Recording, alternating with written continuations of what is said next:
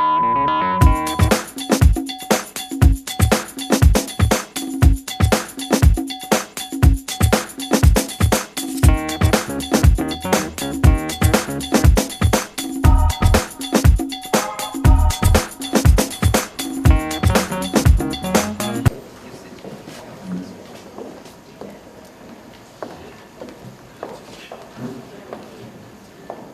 you can see, we need more women on this session.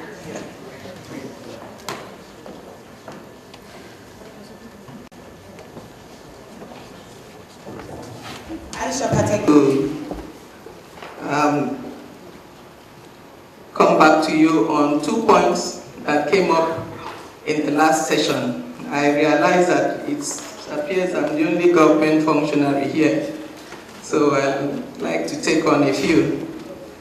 One was the issue of somebody telling you, go get a letter from a senator or a member of the House of National Assembly.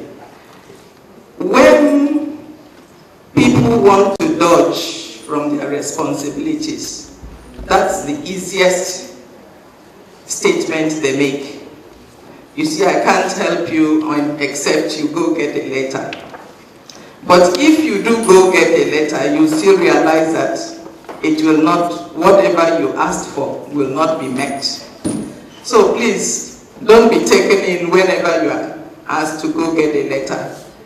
Try and insist on what is your right, because we are not supposed to be giving letters to people to carry. The same people that ask for letters from the National Assembly will turn around and say that the National Assembly members are always imposing people on them. So it is a no, I don't do it. So I just thought I should mention that. A gentleman mentioned the Youth Development Center that is wasting away in Abuja. Unfortunately, there's nobody from the Ministry of Youth Development here, but I will take it up with them and see what exactly is happening.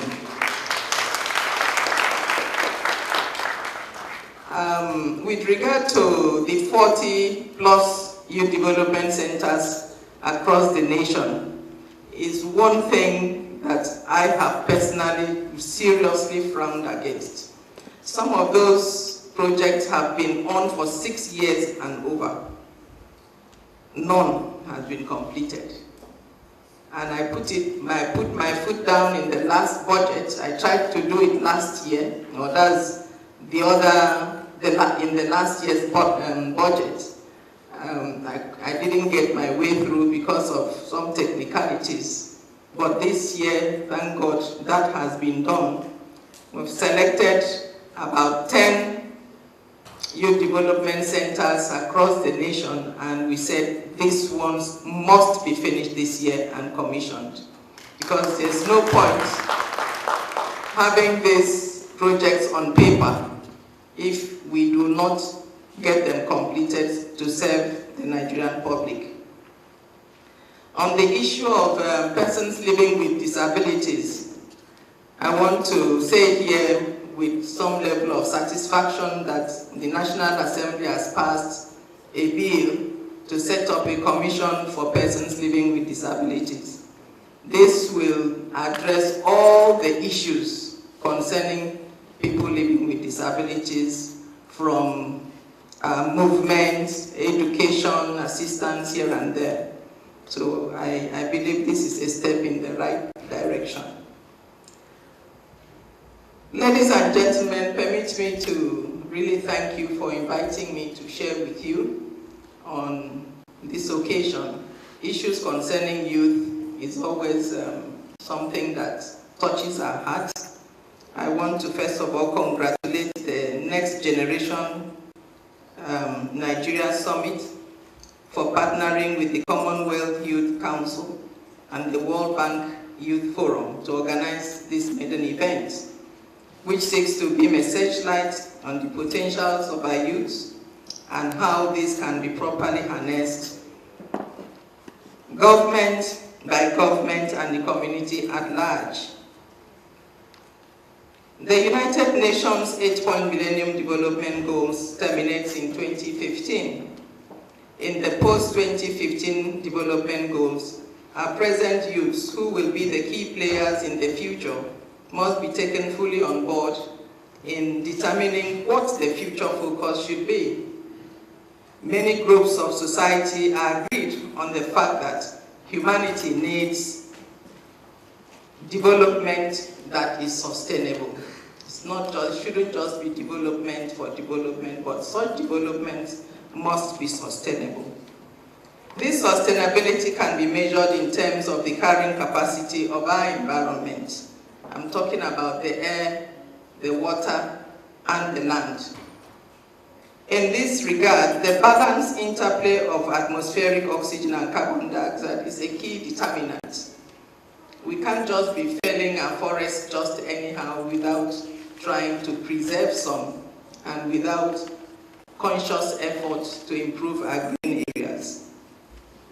The second barometer for sustainable development is the harmonious distribution of wealth.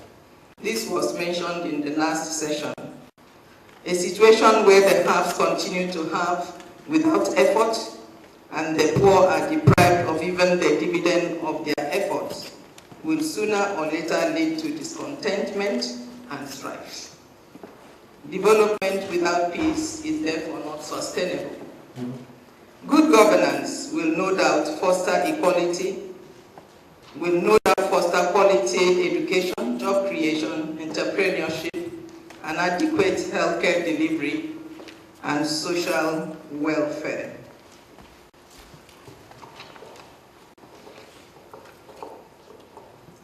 The future that Nigerian youth deserves must start today. 1. Parents must lay the basic tenets for quality growth in their children, imparting to them time-honored values of hard work, this was touched, respect for authority, honesty, and patriotism. While realizing that there are limitations of what the human being can do within a given time frame, parents should have small and manageable families. The time is no more where you just say, oh, I'm being blessed. Yes, you are blessed, but you have to manage, have a family that you can manage. There is no, you don't need any soothsayer to tell you that if you have a family that is made up of 4, that is husband, wife, 2 children, and then compared to somebody, a colleague of yours who has 8, that the quality of your family will definitely be better than the one who has 8. I mean, it's just simple logic. So it's time that we trim down our families because there are no free lunches anymore. We should have manageable families, as this will definitely enhance the status and quality of the family with regard to education, nurture, and healthcare. 3. Government should target education that will address current needs, as this would enhance job creation. This was mentioned also in the last session. Yes, education generally is good, but it would even be better if educational policies are framed to meet current needs. We should know what are those things that we need. The issue of technology and skills was mentioned in the last session, and this is where we should go. 4, we must go back to the basics of having reliable statistics of births and deaths to enable proper planning in the various social and economic segments. 5, children must take their future seriously and make the most of available educational opportunities, eschewing anti-social activities of cultism and exam malpractices. They should be more creative, forward-looking. I think this took a greater part of the last session. And lastly, other things. We really need education in those areas. And in conclusion, ladies and gentlemen, before I hand over to the panelists, The future that our youths deserve should be that where social justice, equity, and peace reign, where innovation and hard work is encouraged and appreciated by government and corporate bodies, where there will be dignity in labor and respect for the female gender. Enough of the abuse on women and children. We cannot continue this way. It was never like that before. A future where corruption will give way to diligence, self-respect, and patriotism. We cannot afford to be cutting corners. We cannot afford to continue with quick fixes, because quick fixes, you rise quickly and you fall quickly.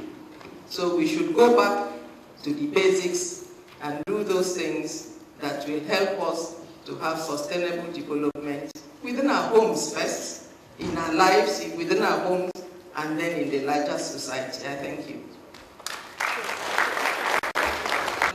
I hope you youth.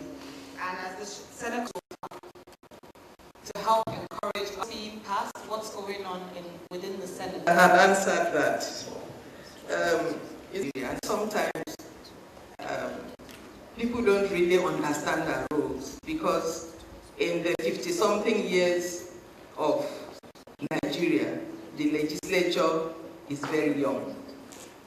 Whereas during the military interregnum, you had the executive, you had the judiciary, but you never had the legislature. So sometimes our roles are not particularly understood.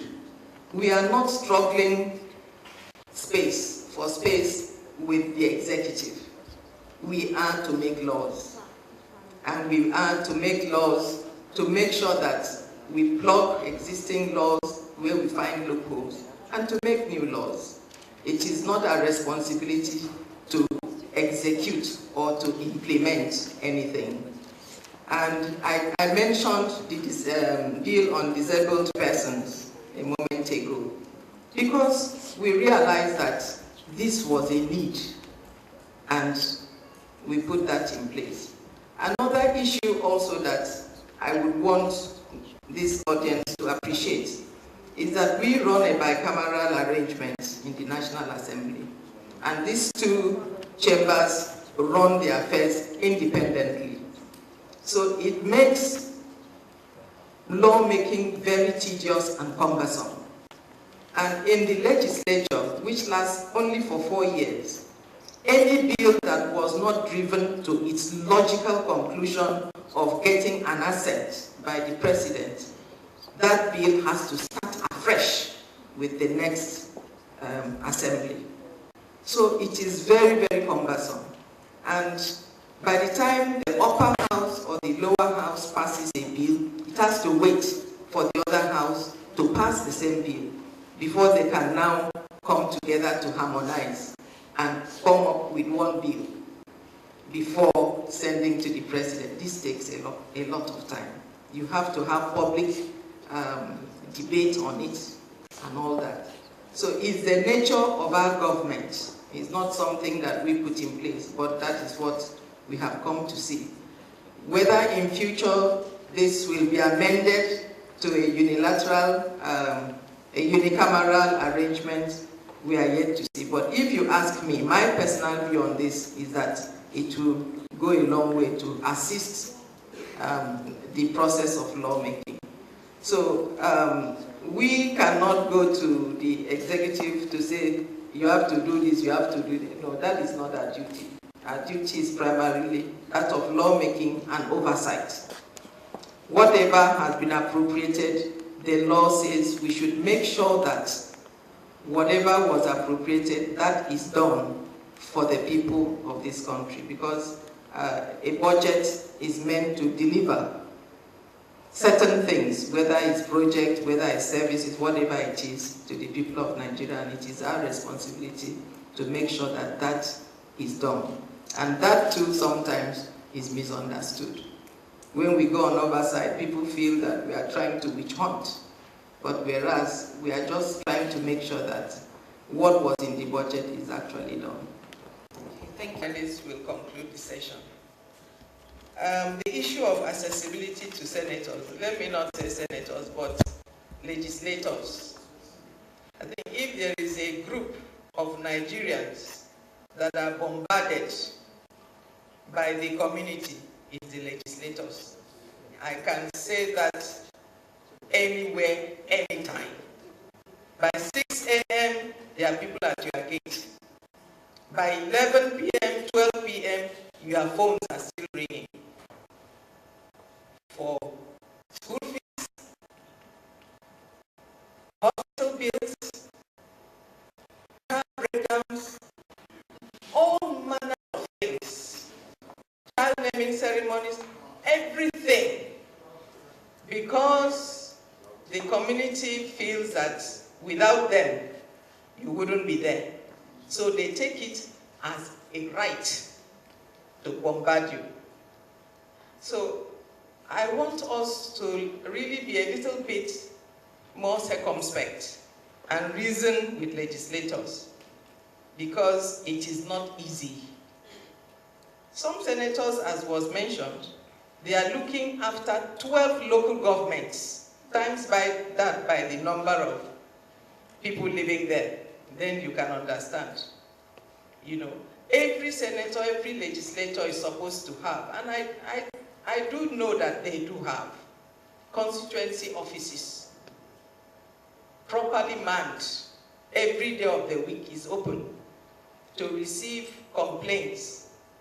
I know that in a week, my file is always like this. And all of them, 90%, 95% is about aid, financial assistance of various. So it is not easy.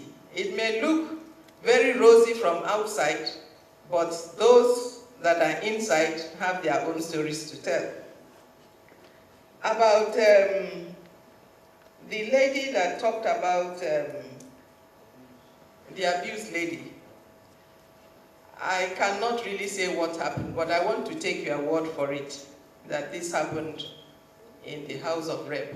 And if, for whatever reason, you were referred to as a prostitute, I want to apologize on behalf of that institution, taking your word for it, since you've made it public.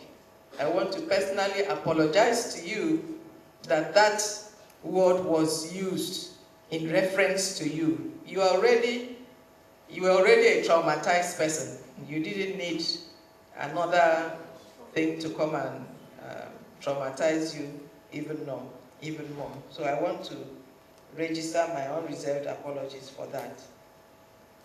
The issue of abuse of children and girls, it has been somehow on the increase. In spite of the laws, we have more than adequate laws, but it is still going up. And I ask myself, why? When will it stop? Because every day, the age brackets of those abused is even reducing, from girls to teenagers to sub-teens to babies now. So it's something that we have to collectively reason out.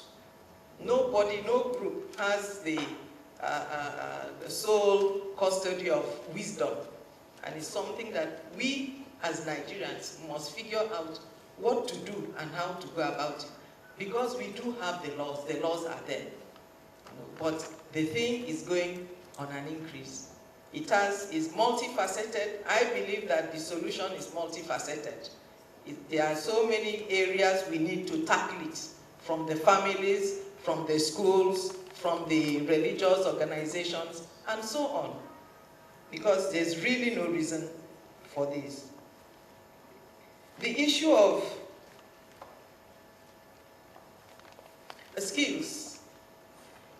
We cannot depend on government for everything. It is just not possible. That is why I spoke about reducing the sizes of our families. It is core to everything. To you going to school, to you being well fed, to you having that extra money to start a little business is called to everything. We cannot, as a nation, just have so many children, 18, 20. It also encourages corruption, because how do you even feed them? I'm not even talking about sending to school. Feeding first. How do you feed them? So these are issues that we must look at frontally. We cannot keep evading it. No. We must reduce the sizes of our families. We have to. If there is no government policy or law, I know there was a head of state that tried something, he said 4. If only we could just limit it to 4. But people have 16, 20, 20 something. I know you know. You do know it. And it is not healthy for our country. It is not healthy. Some of these developed countries that we go to and we enjoy and we are happy to be there, how many children do they have? 1, 2. And the wife is earning a fantastic salary, the husband is earning a fantastic salary. So we really need to look inwards in some of these things. Then education. Already government is carrying a big load on tertiary education. And in my mind, the tertiary institutions are not adequately funded. They are not. An environment molds a character. If you go to a place like where we are now, hardly would somebody jump on a chair, because the environment is such that it makes you sit down properly. But change this place around and put benches or something, the attitude will change. So our institutions need to be properly funded. They should be proper. I'm one who agrees that if you want to send your child to university, you should pay something for it. You should pay for it, so that the child comes out educated, not half-baked. So we cannot leave everything to government. And I did say in my opening remarks that those youths who are fortunate to be in universities, they should look at why they are there, the reasons why they are there. They should face their books, face their studies, and come out with flying colors. Not allow yourself to be used by unscrupulous politicians as thugs. It really bleeds my mind, my heart, when I see it. And they do it happily, with nothing, for nothing. So we can't be blaming people. We have to look at the whole issue properly from all angles, so that the future can be what we want. We have young people in the National Assembly. There are some people, there are not that many, but we have people that in their 30s, early 30s, we do have them. But maybe we need to have more. But the youths, you are invited. Come to the scene, play the game, and that is how it will be. You know, women have been agitating for higher percentages. We've not gotten it by law. So we may add that of youth and see whether the two can fly. But I just want to say, as a parting statement, that I really am happy with this level of discussion. It shows that the youths have begun to think deeply, and they want to take their futures in their hands. I thank you very much, and I once again thank you everyone. Thank you so much. And plenary 2 has closed.